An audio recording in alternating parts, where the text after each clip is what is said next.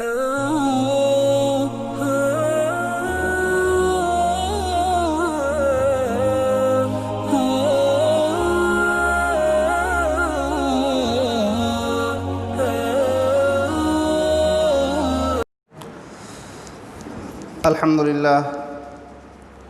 لله نحمده ونستعينه ونستغفره ونؤمن به ونتوكل عليه ونعوذ بالله من شرور أنفسنا ومن سيئات أعمالنا من يهده الله فلا مضل له ومن يضلل فلا هادي له ونشهد أن لا إله إلا الله وحده لا شريك له ونشهد أن سيدنا ونبينا مولانا محمدا عبده ورسوله أما بعد فقد قال الله تبارك وتعالى في القرآن المجيد والفرقان الحميد أعوذ بالله من الشيطان الرجيم بسم الله الرحمن الرحيم لقد كان لكم في رسول الله أسوة حسنة لمن كان يرجو الله واليوم الآخر صدق الله مولانا العظيم محترم و معزز سامعین، قرآن مجید کی جو آیت میں نے آپ کے سامنے ابھی پڑھی ہے، اس میں اللہ رب العزت نے تمام مسلمانوں کو مخاطب کر کے فرمایا، بلکہ تمام انسانیت کو مخاطب کر کے فرمایا کہ تمہارے واسطے رسول اللہ صلی اللہ علیہ وسلم کی زندگی بہترین نمونہ ہے، بہترین آئیڈیل ہے۔ تم زندگی کے جس شعبے میں چاہو ان کے طریقوں کو اپناؤ تو تمہارے واسطے کامیابی مہیا کر دی جائے گی، کامیابی تمہارے قدم چومے گی۔ اس واسطے زندگی کے ہر مسئلے کو رسول اللہ صلی اللہ علیہ وسلم کی سیرت اور آپ کے بتلائے ہوئے طریقوں کے مطابق گزارنے کی کوشش کرنی چاہیے، چاہے وہ تعلیم کا مسئلہ ہو، چاہے وہ تجارت کا مسئلہ ہو، چاہے وہ خاندانوں کا مسئلہ ہو، چاہے وہ بیوی بچوں کا مسئلہ ہو، چاہے وہ پڑوسیوں کا مسئلہ ہو، چاہے وہ قرض لینے اور قرض دینے کا مسئلہ ہو۔ الغرض کوئی بھی کام ہمیں اللہ رب العزت نے ایسا نبی عطا فرمایا کہ کوئی بھی کام ایسا نہیں ہے کہ جس کو کرنے کے لیے ہمیں کسی اور کو آئیڈیل بنانا پڑے۔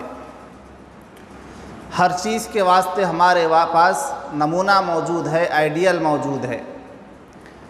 اسی واسطے سیرت رسول صلی اللہ علیہ وسلم کو آپ کے سامنے بیان کیا جا رہا ہے تاکہ ہم اپنی زندگیوں کو رسول اللہ صلی اللہ علیہ وسلم کے بتلائے ہوئے طریقے کے مطابق گزاریں، ہماری پوری زندگی ایسی بن جائے کہ ہم چلتے پھرتے سیرت کی کتاب بن جائیں، سنت کی کتاب بن جائیں۔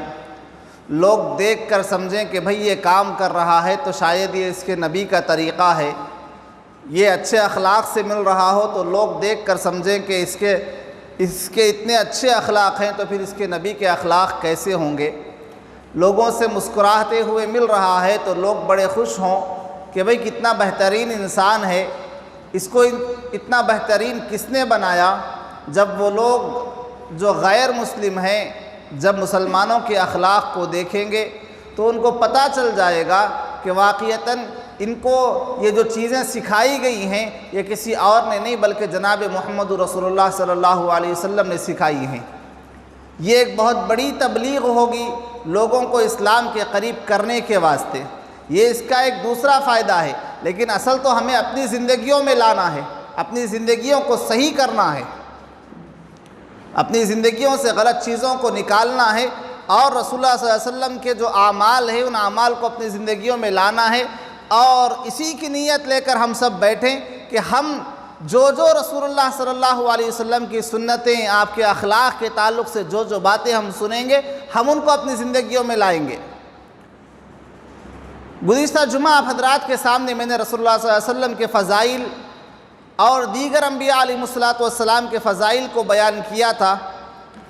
آج میں آپ کے سامنے رسول اللہ صلی اللہ علیہ وسلم کا مکی دور، یعنی کہ رسول اللہ صلی اللہ علیہ وسلم نے جو مکہ مکرمہ میں وقت گزارا اور وہاں پر آپ کے ساتھ جو حالات پیش آئے ان چیزوں کو آپ حضرات کے سامنے رکھنا چاہتا ہوں تاکہ مکی دور میں آنے والے حالات کو دیکھ کر ہم سمجھیں کہ مکی دور وہ دور ہے جب رسول اللہ صلی اللہ علیہ وسلم نے اعلان نبوت فرمایا، تو اس کے بعد میں جو تکلیفیں رسول اللہ صلی اللہ علیہ وسلم کو مکی دور میں ملی، ان تکلیفوں کو سامنے رکھ کر ہمیں اپنی زندگی کا ایک جو ہے نا ٹارگٹ ہمیں سمجھ میں آئے کہ ہمارے ساتھ کیسے معاملات ہو سکتے ہیں، رسول اللہ صلی اللہ علیہ وسلم کے ساتھ کیسے معاملات ہوئے، صحابہ کے ساتھ کیسے معاملات ہوئے، اور ہمارے ساتھ کیسے معاملات ہوں تو ہمیں کیا کرنا چاہیے۔ یہ بہت بڑا سبق ہے مکی دور کا۔ اسی واسطے اللہ نے فرمایا ایک ایک چیز میں، رسول اللہ صلی اللہ علیہ وسلم کی ایک ایک بات میں ہمارے واسطے سبق موجود ہے، ہمارے واسطے ہدایت موجود ہے۔ ایک صحابی رضی اللہ تعالیٰ عنہ رسول اللہ صلی اللہ علیہ وسلم کی حدیثیں لکھا کرتے تھے۔ جب کبھی رسول اللہ صلی اللہ علیہ وسلم نے کوئی بات کہی، فوراً انہوں نے اس کو ریکارڈ کر لیا، لکھ لیا۔ لیکن چند دنوں کے بعد میں رسول اللہ صلی اللہ علیہ وسلم نے غور کیا کہ وہ صحابی لکھتے تو ہیں لیکن ہر بات نہیں لکھا کرتے، کچھ باتیں لکھ رہے ہیں، کچھ باتیں چھوڑ رہے ہیں۔ رسول اللہ صلی اللہ علیہ وسلم نے ان کو بلا کر پوچھا کہ بھئی کیا بات ہے، تم کچھ باتوں کو لکھ رہے ہو، کچھ باتوں کو چھوڑ رہے ہو؟ تو انہوں نے کہا کہ اللہ کے نبی، میں غور کرتا ہوں، آپ جو بات کسی سنجیدگی کے ماحول میں کہتے ہیں، سیریسلی جب آپ ہوتے ہیں، یعنی کہ مذاق کے موڈ میں نہیں ہوتے، جب آپ کوئی وعظ کہتے ہیں، جب کوئی تقریر کہتے ہیں، جب ممبر پر کھڑے ہو کر کہتے ہیں، میں ان باتوں کو لکھ لیتا ہوں، اور جو باتیں آپ مذاق میں بول دیتے ہیں ان باتوں کو میں نہیں لکھا کرتا، اس لیے کہ ہمارا مذاق تو ایسا ہے کہ اس میں سچ بھی شامل، جھوٹ بھی شامل، غلط بھی شامل، صحیح بھی شامل۔ تو اب ان صحابی نے یہ سوچا کہ رسول اللہ صلی اللہ علیہ وسلم نے جو باتیں مذاق کے طور پر کہی ہیں یا پھر ایسے ہی کہہ دی ہیں، میں ان باتوں کو اگر لکھوں گا وہ حدیث بن جائے گی، لوگوں کے پاس تعلیم چلی جائے گی۔ اس واسطے اللہ کے نبی میں نے ان باتوں کو لکھنا چھوڑ دیا۔ رسول اللہ صلی اللہ علیہ وسلم نے ارشاد فرمایا، میرے صحابی میری زبان سے جو لکھے نکلے اس کو لکھا کرو، خدا کی قسم میری زبان سے حق بات کے علاوہ کبھی کچھ نہیں نکلتا، جو بھی نکلتا ہے سچ ہوتا ہے۔ وما ينطق عن الهوى ان هو الا وحی یوحى، اللہ فرماتا ہے سورہ نجم میں کہ میرے نبی کی شان یہ ہے کہ ان کی زبان سے جو کچھ بھی نکلتا ہے وہ اللہ کی وحی ہوتی ہے۔ اپنی طرف سے رسول اللہ صلی اللہ علیہ وسلم کوئی بات نہیں کہا کرتے تھے، چاہے وہ مذاق میں کہہ دی جائے، لیکن وہ مذاق بھی 100% اصلی ہوا کرتا تھا، جھوٹا مذاق نہیں کرتے تھے۔ اس واسطے زندگی کے ہر شعبے میں رسول اللہ صلی اللہ علیہ وسلم کے ہمارے واسطے اسوہ موجود ہے، آئیڈیل موجود ہے۔ تو مکی دور میں آپ کے سامنے سنا رہا ہوں، رسول اللہ صلی اللہ علیہ وسلم کی ولادت کے بعد میں جب آپ بڑے ہوئے، بہت سے واقعات ہیں، لیکن میں کچھ اہم باتوں کو آپ کے سامنے ذکر کر کے، چونکہ آگے اور بھی عنوان ہیں آپ کے سامنے رکھنے کے، اس واسطے مختصر طور پر میں آپ کے سامنے کچھ باتیں رکھ رہا ہوں۔ رسول اللہ صلی اللہ علیہ وسلم کی جو زندگی گزری، 40 سال کی عمر میں آپ کو وحی نازل کی گئی، اقرأ باسم ربک الذی خلق والی، پہلی وحی جو غار حرا میں نازل ہوئی۔ لیکن یہ 40 سال کی جو زندگی ہے، آپ اس زندگی کو دیکھیں، بڑی عجیب و غریب زندگی، اور اس میں تمام لوگوں کے واسطے اسوہ موجود ہے کہ کس طریقے سے رسول اللہ صلی اللہ علیہ وسلم نے لوگوں کے درمیان میں اپنی زندگی کو گزارا اور لوگ آپ سے متاثر ہوئے۔ رسول اللہ صلی اللہ علیہ وسلم کی زندگی کو آپ اٹھائیں، آپ کو پتہ چلے گا کہ رسول اللہ صلی اللہ علیہ وسلم کی امانت کیسی، آپ کی دیانت کیسی، آپ کی سچائی کیسی، آپ کا لوگوں کے ساتھ میں معاملہ کیسا، لوگ آپ کے معاملے کو دیکھ کر آپ پر قربان ہو جاتے تھے۔ نبوت کا اعلان کرنے سے پہلے اگر ان سے پوچھا جاتا کہ بتلاؤ تم میں سب سے سچا کون ہے، تو صرف ایک ہی نام آتا، وہ جناب محمد رسول اللہ کا ہوتا۔ بتلاؤ تم میں سب سے زیادہ امانت دار کون ہے، تو ایک ہی نام آتا، وہ جناب محمد رسول اللہ کا آتا۔ اگر ان سے پوچھا جاتا کہ بتاؤ تم میں سب سے زیادہ غریبوں کا دکھ اٹھانے والا کون ہے، تو ایک ہی نام آتا، وہ جناب محمد رسول اللہ کا آتا۔ اگر ان سے پوچھا جاتا کہ بتاؤ تمہارے درمیان میں سب سے زیادہ بے سہاروں کا سہارا بننے والا کون ہے، تو ایک ہی نام آتا، وہ جناب محمد رسول اللہ کا ہوتا تھا۔ اس طریقے کی زندگی گزاری ہے رسول اللہ صلی اللہ علیہ وسلم نے اعلان نبوت سے پہلے۔ امانت داری میں آپ کی کوئی مثال نہیں، دیانت داری میں آپ کی کوئی مثال نہیں، سچائی میں آپ کی کوئی مثال نہیں، حقوق کے ادا کرنے میں آپ کی کوئی مثال نہیں۔ یہ چیزیں بعد میں بہت اثر رکھتی ہیں، یہ بہت اہم چیزیں ہیں۔ ہماری زبانیں وہ کام نہیں کرتی جو ہمارے معاملات کر دیتے ہیں۔ ہماری نمازیں لوگوں کے اوپر وہ اثر نہیں ڈالتی جو ہمارے معاملات لوگوں پر اثر ڈالتے ہیں۔ ہماری نمازیں مسجدوں میں ہیں، ہماری تہجد گھروں میں ہیں، ہمارے روزوں کا اثر دوسروں کو نہیں پڑتا۔ دوسروں پر کیا اثر پڑتا ہے؟ ہمارے معاملات کا اثر پڑتا ہے۔ یہ تاجر صبح میں فجر کی نماز پڑھتا ہے، یہ تاجر تہجد کی نماز پڑھتا ہے، یہ تاجر صبح سے شام تک اپنے ہاتھ میں تسبیح رکھ کر تسبیح پڑھتا ہے، لیکن اس کی دکان پر آنے والے ایک گراہک کو دھوکہ دے کر بھیجتا ہے، تو پھر وہ آپ سے کبھی متاثر نہیں ہو سکتا، کبھی متاثر نہیں ہو سکتا۔ وہ تو یہ کہے گا کہ اس کی نمازوں سے اچھا تو میں بے نمازی ہوں، یہ اتنی نمازیں پڑھ کر دھوکہ دینے والا، یہ اتنی نمازیں پڑھ کر ڈپلیکیٹ مال کا بیچنے والا، یہ پھر کبھی اسلام کے قریب نہیں ہو سکتا۔ رسول اللہ صلی اللہ علیہ وسلم نے جب حضرت ابو طالب کے ساتھ آپ سفر کیا کرتے تھے تجارت کا، جب آپ نے پھر اپنا ایک الگ سفر تجارت شروع کی، تو مکے کی ایک مالدار خاتون حضرت خدیجۃ الکبریٰ رضی اللہ تعالی عنہا بیوہ خاتون تھی، ان کا شوہر نہیں تھے، تو وہ کیا کرتی تھی، اپنا مال کسی آدمی کو دیتی تھی، جس کو مزاربت کہا جاتا ہے شریعت میں، پارٹنرشپ۔ میرا مال لگے گا، کام تم کرو، مال میں لگاؤں گی، کام تم کرو، اور دونوں اس میں سے منافع آدھا آدھا کما لیں گے۔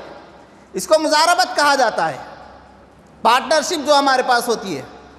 تو حضرت خدیجہ رضی اللہ تعالی عنہا بھی پارٹنرشپ کرتی تھی، چونکہ گھر میں کوئی مرد موجود نہیں تھا کام کرنے والا، اس واسطے کسی باہر کے کسی مرد کو، کسی آدمی کو کے ساتھ وہ پارٹنرشپ کرتی تھی، اپنا مال دے کر بھیجتی تھی، منافع میں آدھا آدھا تقسیم ہوتا تھا۔ ایک زمانے تک یہی کاروبار رہا حضرت خدیجۃ الکبریٰ رضی اللہ تعالی عنہا کا۔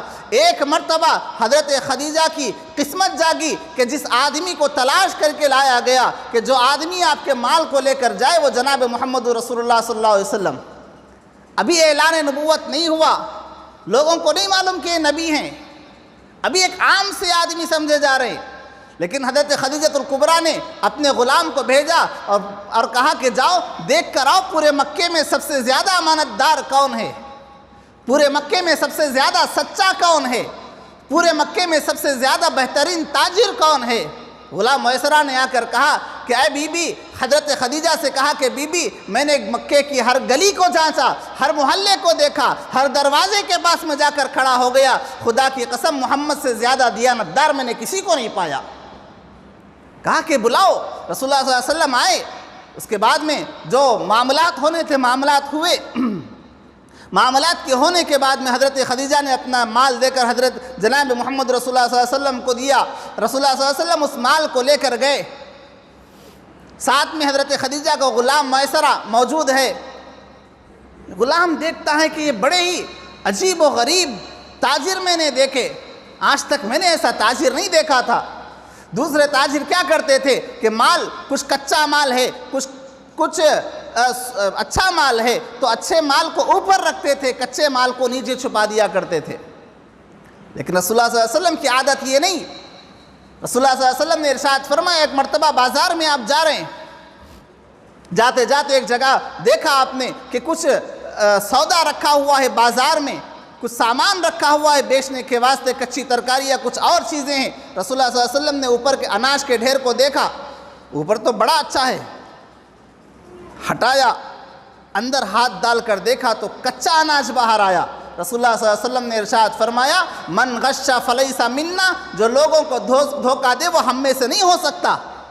وہ بے شک نمازیں پڑھتا ہوگا لیکن ہم اسے اپنا نہیں مانتے، وہ بے شک روزے رکھتا ہوگا لیکن ہم اسے اپنا نہیں مانتے، وہ بے شک زکوٰۃ دیتا ہوگا، صدقات دیتا ہوگا، حتیٰ کہ جہاد فی سبیل اللہ بھی کرتا ہوگا، لیکن دوسروں کو دھوکہ دینے والا ہم میں سے نہیں ہو سکتا۔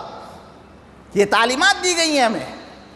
تو حضرت میسرہ فرماتے ہیں، میں نے ایک عجیب و غریب دیکھا، تجارت دیکھی، جو اس زمانے میں نہیں ہوا کرتی تھی۔ صحیح طریقے کی تجارت ہمیں ہمارے نبی نے سکھائی ہے، دنیا والوں کو بھی ہمارے نبی نے سکھائی ہے صحیح طریقے کی تجارت کیسی ہوتی ہے۔ فرماتے ہیں رسول اللہ صلی اللہ علیہ وسلم گئے اناج لے کر۔ اب ظاہر سی بات ہے اناج میں کچھ کچا بھی ہوتا ہے، کچھ پکا بھی ہوتا ہے، پورا اناج تو ایک جیسا نہیں ہوتا۔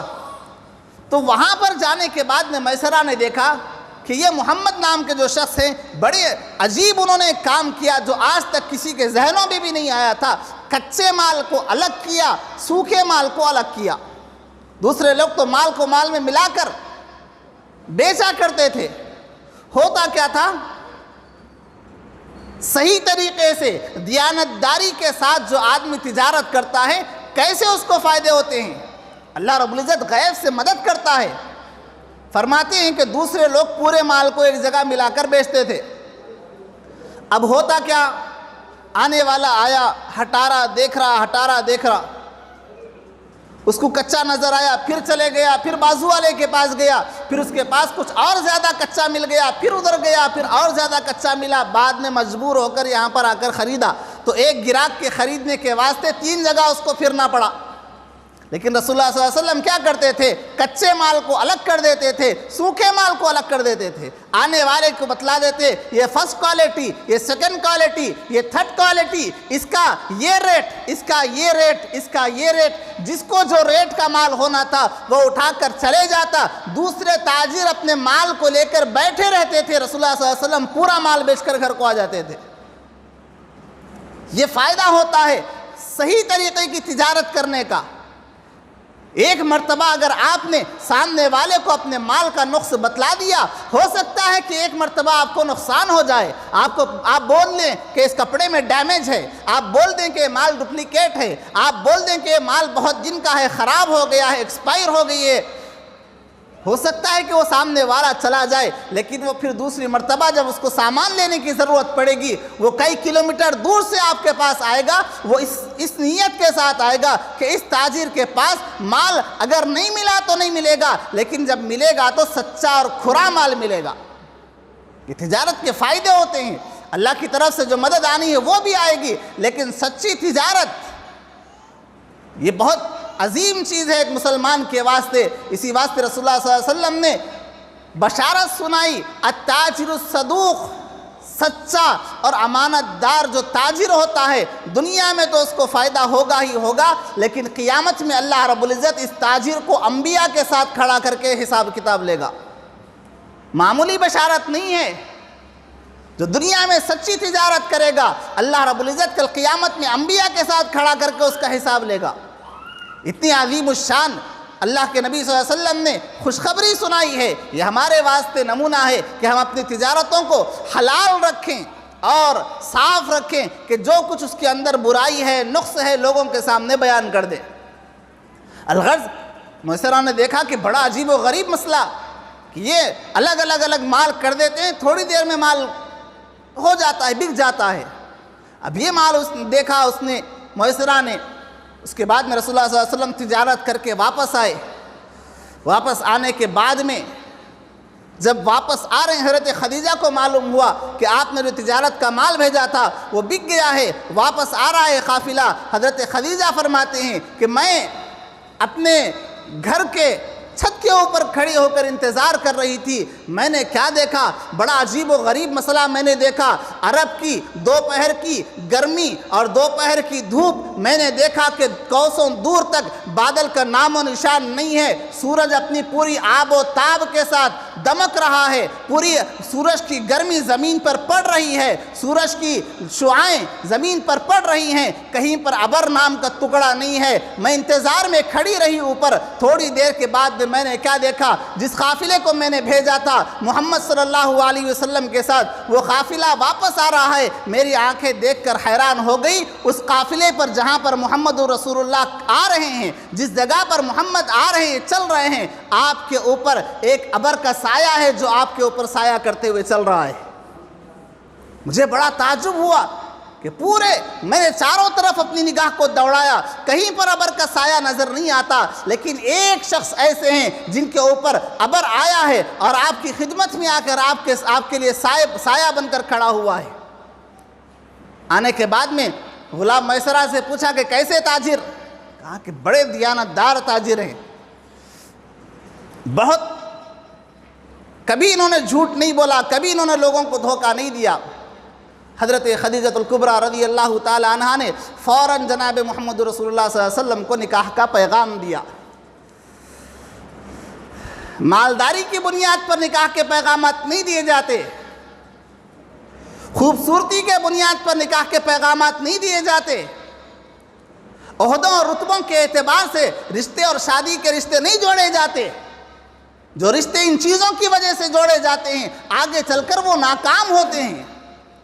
جو رشتے دینداری کی بنیاد پر، دیانتداری کی بنیاد پر جوڑے جائیں گے وہ انشاءاللہ آگے چل کر وہ رشتے بہترین طریقے سے اپنی زندگیوں کو گزاریں گے۔ اس واسطے کہ رسول اللہ صلی اللہ علیہ وسلم نے ارشاد فرمایا کہ لوگ عام طور پر کسی عورت سے نکاح کرتے ہیں، اس سے پہلے بھی میں نے آپ کو یہ حدیث سنائی ہے کہ کسی کے جمال کی وجہ سے، خوبصورتی کی وجہ سے، کسی کے خاندانی بڑا خاندان ہونے کی وجہ سے، یا کسی کے مال کی وجہ سے، یا کسی کے دینداری کی وجہ سے، پھر آپ نے ارشاد فرمایا دیندار سے نکاح کرو، کامیاب ہو جاؤ گے۔ یہ نہیں کہ مالدار دیندار نہیں ہوتا، یہ نہیں، مالدار لوگوں میں اگر آپ کو نکاح کرنا ہے تو اس وقت میں اس مالدار کو آپ تلاش کریں جو دیندار ہو، ایسے نہیں جو دنیا داری کے نام پر اللہ اور اس کے رسول صلی اللہ علیہ وسلم کے احکامات کو توڑتے چلے جا رہے ہیں۔ ایسے لوگوں کو کیا صاحب، ایسے لوگوں کے پاس آپ اپنے بچے کا نکاح کر دیے، اپنی بچی کو دے دیے، نہیں، وہ تھوڑے چیزیں ہیں لیکن پراپرٹی ذرا اچھی ہے، آگے چل کے بچے کا فیوچر اچھا ہو جاتا، بچی کا فیوچر اچھا ہو جاتا، دنیا کا فیوچر ہو سکتا ہے اچھا ہو، آخرت اس کی تباہ ہو جائے گی۔ اگر دیندار گھرانے میں ہم نے اپنے بچوں کا نکاح کرایا، ہو سکتا ہے کہ دنیا میں 4 پیسے کم کمائے گا لیکن آخرت اس کی بن جائے گی، اور صرف اس کی نہیں، اپنے بچوں کی، اپنی نسلوں کی دین بن جائے گا۔ اس واسطے جب نکاح کرو تو سامنے والے کے دین کو دیکھو، دنیا کے اوپر نظر نہ رکھو۔ تو حضرت خدیجہ رضی اللہ تعالیٰ عنہ نے نکاح کا پیغام دیا، رسول اللہ صلی اللہ علیہ وسلم نے اپنے بڑوں سے مشورہ کیا، نکاح طے ہو گیا۔ مکے کی مالدار خاتون حضرت خدیجہ کے ساتھ نکاح طے ہوا، نکاح ہو گیا۔ ایک تو رسول اللہ صلی اللہ علیہ وسلم مکے کے بڑے خاندان کی اولاد، قریش کی اولاد، ادھر حضرت خدیجہ سے نکاح ہوا۔ چند دن کے بعد میں اعلان نبوت فرمایا، غار حرا میں وحی نازل ہوئی، رسول اللہ صلی اللہ علیہ وسلم کو کے اوپر وحی نازل ہوئی۔ وحی نازل ہونے کے بعد میں بہت سے واقعات ہیں، میں تفصیل میں جانا نہیں چاہتا۔ اس کے بعد میں پھر ایک دوسری وحی نازل ہوئی، وَأَنذِرْ عَشِيرَتَكَ الْأَقْرَبِينَ، اے نبی اپنے قریبی رشتہ داروں کو آپ اللہ سے ڈرائیے، اللہ کے احکامات کو ان تک پہنچائیے۔ رسول اللہ صلی اللہ علیہ وسلم نے پہاڑ پر چڑھ کر، صفا کے پہاڑ پر کھڑے ہو کر رسول اللہ صلی اللہ علیہ وسلم نے ارشاد فرمایا، آواز لگائی، یا صباحا یا صباحا۔ لوگ دوڑے دوڑے آئے، اس لیے کہ اس زمانے میں اس قسم کی آواز اس وقت میں لگائی جاتی تھی جب کوئی دشمن حملہ کرنے والا ہو، تو لوگ دوڑ کر آئے کہ بھئی ایک ایسی آواز پہاڑ کے اوپر سے آ رہی ہے۔ سب آ کر جمع ہو گئے۔ جب رسول اللہ صلی اللہ علیہ وسلم نے دیکھا فلاں بھی آ گئے، فلاں بھی آ گئے، فلاں بھی آ گئے، تو رسول اللہ صلی اللہ علیہ وسلم نے جب لوگوں کو جمع دیکھا تو لوگوں نے سوال کیا کہ محمد کیوں جمع کی ہو، کون سا لشکر ہے جو ہمارے اوپر حملہ کرنے والا ہے؟ رسول اللہ صلی اللہ علیہ وسلم نے ارشاد فرمایا، اے لوگو، اگر تم نے ایک اللہ کے علاوہ کسی اور کی عبادت کی تو پھر یہ جہنم کا ایک لشکر ہے جو تمہارے اوپر مسلط کر دیا جائے گا۔ میں اس لشکر سے تم کو بچانا چاہتا ہوں، اس جہنم کے لشکر سے میں تم کو بچانا چاہتا ہوں۔ جیسے رسول اللہ صلی اللہ علیہ وسلم نے اعلان کیا، آپ کا چچا ابو لہب، خاص چچا، کل تک آپ کو دیانتدار کہا جاتا تھا، کل تک آپ کو امانت دار کہا جاتا تھا، کل تک آپ کو پورے مکے میں سب سے زیادہ سچا کہا جاتا تھا، کل تک آپ کو پورے مکے میں سب سے زیادہ شریف کہا جاتا تھا، لیکن جیسے ہی آپ نے اعلان نبوت فرمایا اور لوگوں کو ایک اللہ کی طرف بلایا، آپ کا خاص چچا ابو لہب کھڑا ہو گیا اور اس نے اٹھ کر کہا، تباً لک یا محمد لہذا جمعتنا، اے محمد تمہارے ہاتھ ٹوٹ جائیں، تم ہلاک ہو جاؤ، کہ اسی واسطے ہم کو جمع کیا ہے؟ نعوذ باللہ من ذالک۔ اس نے بد دعا دیتے ہوئے کہا کہ تم ہلاک ہو جاؤ۔ خلاف میں کھڑے ہونے والے کوئی دور کے دشمن نہیں تھے، خاص سگا چچا تھا، اور وہ چچا جو بچپن سے محبت کرنے والا، ہمارے آج کل کے ماحول کی طرح نہیں، اس زمانے کی محبتیں بہت پائیدار محبتیں ہوتی تھی، بہت محبت کرنے والا چچا، لیکن جیسے ہی اعلان نبوت کیا بد دعائیں دینے پر آیا اور اپنے ہاتھ میں ایک پتھر اٹھا کر مارنے کے واسطے آگے بڑھا۔ اللہ رب العزت کو جوش آیا، اللہ رب العزت نے پوری سورہ لہب نازل کی، تبت یدا ابی لہب وتب ما اغنی عنہ مالہ وما کسب سیصلی نارا ذات لہب۔ پوری سورت کو اللہ رب العزت نے نازل کیا اور کہا کہ او بدبخت، تو میرے نبی کو بد دعا دیتا ہے، تیری بد دعا تو قبول ہونے والی نہیں، لے میں تیرے واسطے حکم نازل کرتا ہوں کہ تو ہلاک اور برباد ہو جائے گا۔ اور ہلاک اور برباد ہوا ابو لہب۔ لیکن بتلانا یہاں پر یہ ہے کہ جب بات حق کی آتی ہے، جب بات اسلام کی آتی ہے تو پھر اپنے بھی پرائے ہو جاتے ہیں۔ لیکن رسول اللہ صلی اللہ علیہ وسلم نے اپنوں کے پرائے ہونے کی فکر نہیں کی، آپ نے لوگوں کو دین کی دعوت دیتے رہے، دین کی دعوت دیتے رہے، کئی سال گزر گئے، بہت سے حالات پیش آئے، رسول اللہ صلی اللہ علیہ وسلم نماز پڑھ رہے ہوتے تھے۔ ان حالات کو سنیں اور اپنے ایمان کو مضبوط کریں کہ اللہ رب العزت نے ہمیں کن حالات میں رکھا ہے، اور اگر انشاءاللہ حالات آئے ہمیں قربانیاں دینی پڑیں گی تو ہمارے سامنے ہمارے صحابہ کا اسوہ موجود ہو، ہمارے سامنے رسول اللہ صلی اللہ علیہ وسلم کا طریقہ موجود ہو۔ رسول اللہ صلی اللہ علیہ وسلم نے اعلان کیا، اس کے بعد میں بد دعا یہاں سے شروع ہوئی اور اس کے بعد میں حالات آنے شروع ہوئے، آگے چل کر یہ حالات آئے۔ رسول اللہ صلی اللہ علیہ وسلم تنہا نماز پڑھ رہے ہوتے تھے تو آپ کو نماز پڑھنے نہیں دیا جاتا تھا، نماز پڑھنے نہیں دیا جاتا تھا۔ آپ ایک مرتبہ نماز پڑھ رہے ہیں، سجدے کی حالت میں ہیں، اونٹ کی اوجھڑی، اونٹ کے اندر کی جو غلاظت ہوتی ہے، جو ایک بڑی تھیلی ہوتی ہے، اس تھیلی کو اٹھا کر لایا گیا، رسول اللہ صلی اللہ علیہ وسلم کی پیٹھ پر رکھ دیا گیا۔ آپ گلی سے گزرتے تھے تو ابو لہب کی بیوی آپ کے راستے میں کانٹے بچھایا کرتی تھی، آپ راستے سے گزرتے تھے تو آپ کے منہ مبارک پر تھوکا جاتا تھا۔ یہ حالات تھے مکہ مکرمہ کے، اور یہ صرف آپ کے ساتھ نہیں، آپ کے صحابہ کو بھی یہ حالات جھیلنے پڑے ہیں مکی دور میں۔ حضرت بلال رضی اللہ تعالیٰ عنہ، کئی واقعات ہیں، اگر صرف ان واقعات کو سنایا جائے تو کئی گھنٹے صرف واقعے پڑھتے پڑھتے گزر جائیں گے۔ اتنے حالات آئے مکی دور میں رسول اللہ صلی اللہ علیہ وسلم کے ساتھ بھی، حضرات صحابہ اکرام کے ساتھ بھی۔ حضرت بلال رضی اللہ تعالیٰ عنہ فرماتے ہیں، حضرت بلال کے تعلق سے آتا ہے، حضرت بلال رضی اللہ تعالیٰ عنہ ایک غلام تھے مشرک کے مکہ کے، اسلام قبول کیا، ان کے آقا کو پتہ چلا، آیا اور اس نے بہت مارا اور کہا کہ بلال محمد کے دین کو چھوڑ دے، تجھے آزاد کر دوں گا۔ حضرت بلال نے کہا کہ نہیں، سب کچھ چھوڑ سکتا ہوں، میرے نبی کا دین نہیں چھوڑ سکتا۔ تو میری جان لے لے، میں جان دینے کے واسطے تیار، تو میرے جسم کے ٹکڑے ٹکڑے کر دے، میں تیار، لیکن میں اپنے نبی کا دین نہیں چھوڑ سکتا۔ حضرت بلال رضی اللہ تعالیٰ عنہ کے سامنے جب وہ کافر آتے اور وہ مشرک آتے، حضرت بلال کو مارا کرتے تھے، مارنے کے بعد میں جو تکلیف حضرت بلال رضی اللہ تعالیٰ عنہ کو ہوتی تھی، اس تکلیف پر آہ آہ نہیں کرتے تھے، احد احد پکارا کرتے تھے۔ احد ایک اللہ، اللہ ایک ہے، اللہ ایک ہے، اللہ کا نام بھی احد، اور احد کا معنی اللہ ایک ہے۔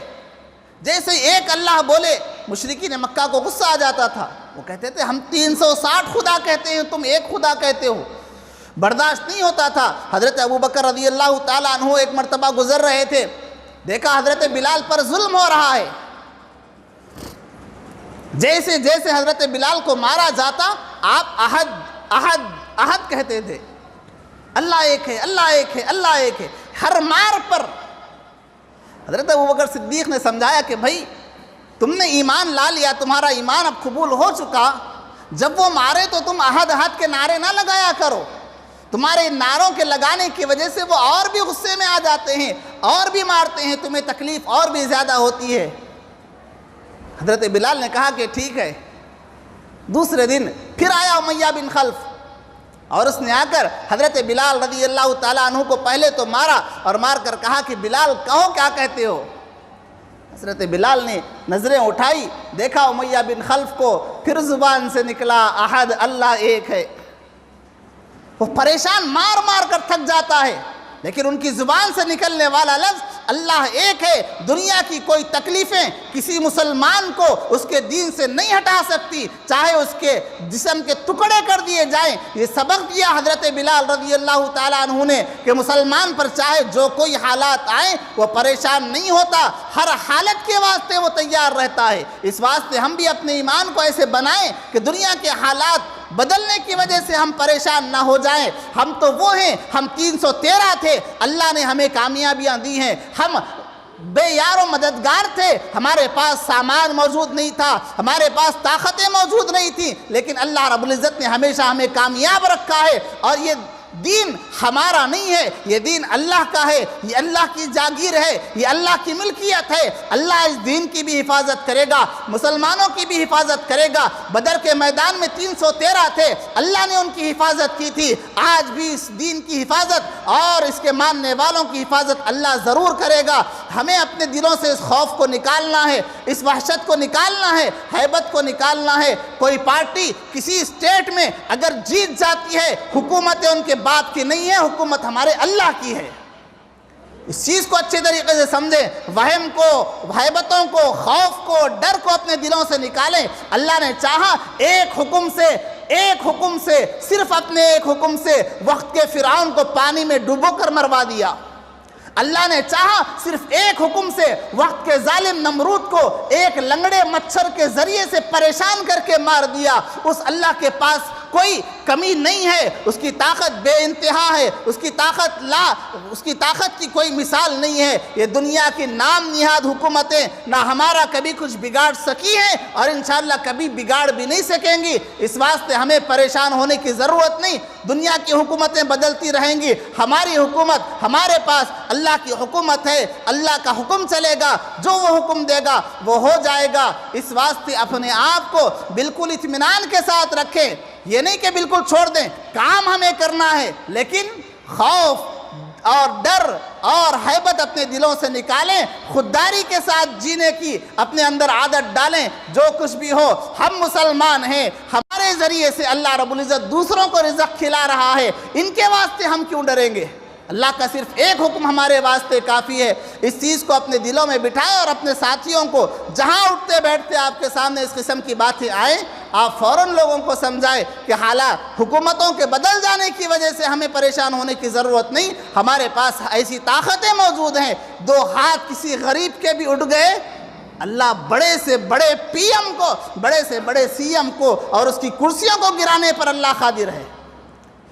کسی ٹھیلا لگانے والے، موز کی بنڈی لگانے والے غریب کے بھی ہاتھ اٹھ جائیں، اس غریب کے ہاتھوں کے اندر وہ طاقت موجود ہے اس کے ایمان کی وجہ سے کہ اس کی دو دعائیں، اس کے منہ سے نکلنے والے 2 الفاظ بڑے سے بڑے ظالم کو نیچے گرانے پر اور گھٹنے ٹیکنے پر مجبور کر سکتی ہیں۔ الحمدللہ ہمارے پاس یہ طاقتیں موجود ہیں۔ اس واسطے غم اور خوف اور ہیبت کو اپنے دلوں سے نکالیں۔ اللہ رب العزت سے دعا ہے، اللہ رب العزت ہم سب کو رسول اللہ صلی اللہ علیہ وسلم کی تعلیمات پر عمل کرنے کی توفیق عطا فرمائے۔ آمین وآخر دعوان الحمدللہ رب العالمین۔ ایک اور اعلان سماعت فرمائیں۔